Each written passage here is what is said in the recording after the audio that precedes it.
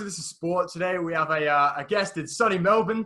Please welcome Australian football legend Archie Thompson. Welcome to the show, mate. Hey lads, how are we? Great. We're Good. good. So you've had a massive career so far. At Yep. what age did you start playing football? I think as soon as I pretty much could walk, man. I was, I think, 4 years old when I first kicked my first soccer ball, and pretty much fell in love with the game from then on. And I was lucky. I came from a big family. We all played football. My mum, my dad, my three brothers, and my two sisters. So that was our Sunday.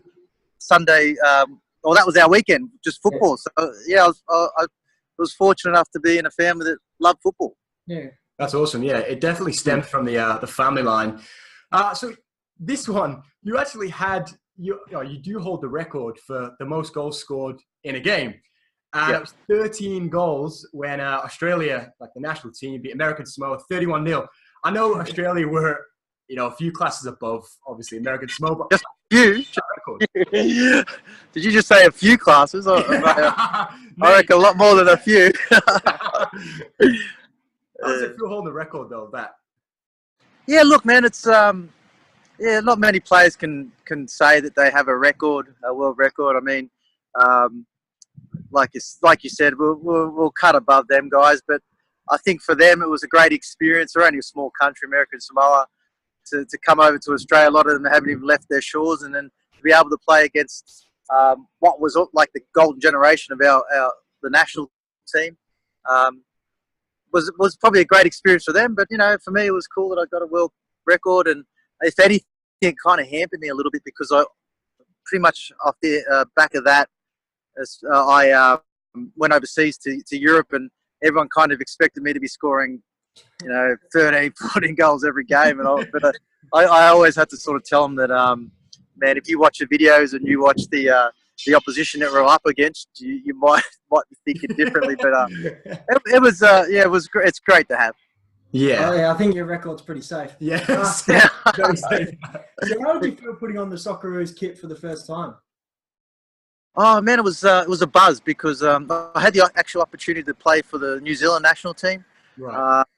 But I think Frank Farina or the federation got caught wind of it, and they sort of said, "Look, they must have thought to themselves, well, let's lock him in, give him a cap, and then see what happens if he eventually is the player that we think he can be." And I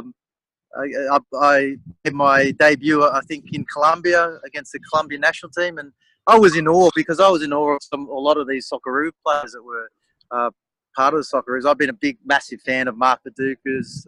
I used to play with Harry Kewell when I was younger.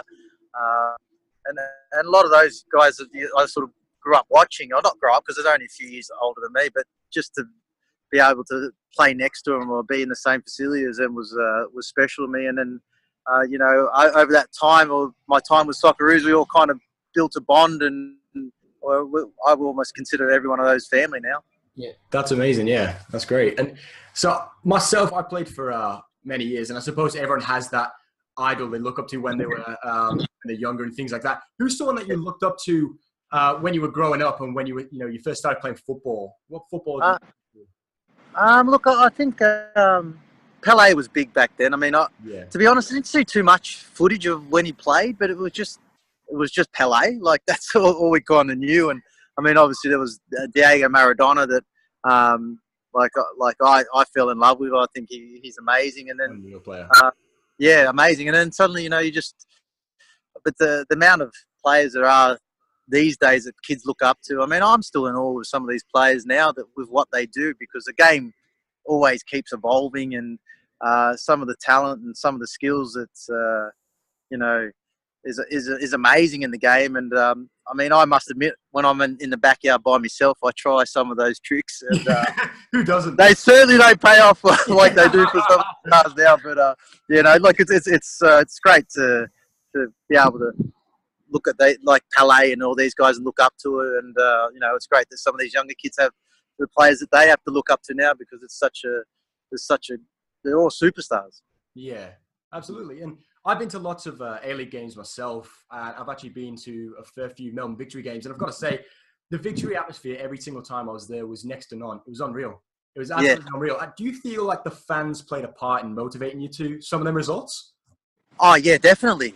I mean, for a long period of time, we've been the benchmark of in the A League, and we still are. I mean, when we look at our supporter group and our membership, it's right up there. We're even competing at like AFL level. Yeah. With what we're pulling in, and I mean, there was a period there when there was a bit of I don't know, angst between the FFA and our supporters, and it kind of dulled the atmosphere a little bit at Victory. But now it's kind of on the mend, I think, because some of the Victory games now that I go to are starting to get that passion and that atmosphere back that's been missing, I think, for the last 2 or 3 years.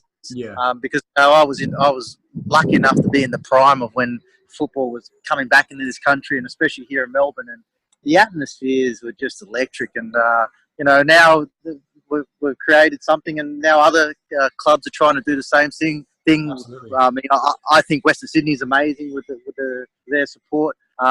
Sydney FC, I mean, their support is a little fickle. If it rains, they're not going. If there's a bit of cloud or even forecasted, it might rain and it doesn't, they still won't go. But it's a shame, because their football side is probably one of the best I've seen in a long time, and it warrants a massive support and good atmosphere. So, I mean, I've been blessed that I've been part of something special. Yes, definitely. So, what game, either club, football, or international, it stands out the most for you looking back on them all now? There's been a lot. I mean, I think with my national career, all the times that we've qualified for World Cup is pretty special. Playing in Montevideo in 2005 was unbelievable, and being there and qualifying for the World Cup in 2006 was amazing. Yeah.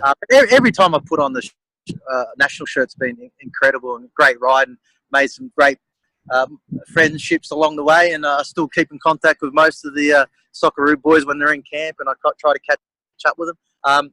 And probably with my club level would have to be obviously the 5 goals in the grand final was. Yes, I was about to say, yeah.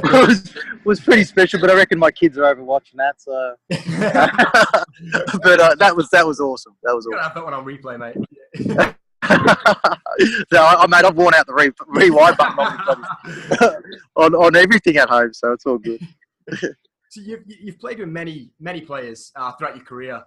Who would you say you had the best, the on the pitch chemistry with? Who did you play the best with? I mean, there's been a lot that I've played with, and that's really complemented my game. I've complemented theirs. I think there's always been I've always enjoyed playing with Robbie Cruz. I think we're on the same sort of wavelength. Even at my time with Guy Finkler, I don't know if you know Guy Finkler. He was always great to play with. I mean, I just love to play with players that's are